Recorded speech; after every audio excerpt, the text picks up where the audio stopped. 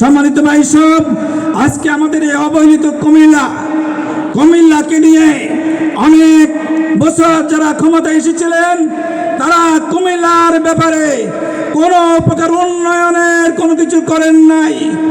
বিশেষ করে আমাদের কুমিল্লার নামে আমির জামাত ঘোষণা করে দিয়েছিলেন, আমাদের কুমিল্লা নামেই বিভাগ ঘোষণা করা হবে।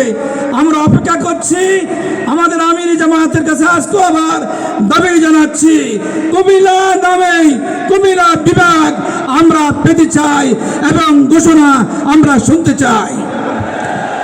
সম্মানিত ভাই সব, আমাদের দীর্ঘদিনের আশার আকাঙ্ক্ষা, বিশেষ করে আজকের রেভিনিউর দিকে কুমিল্লা অনেক এগিয়ে আছে, কিন্তু আজকে আমাদের বিমানবন্দর কার ইঙ্গিতে বন্ধ হয়েছে আমরা জানি না।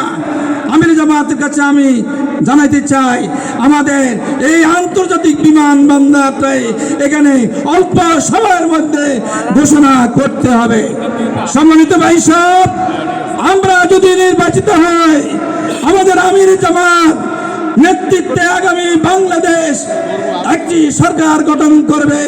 12 ফেব্রুয়ারি নির্বাচনের মধ্য দিয়ে আমাদের আমির জামাতের নেতৃত্বে আমরা একটি সুন্দর নতুন বাংলাদেশ আমরা গঠন করব ইনশাআল্লাহ।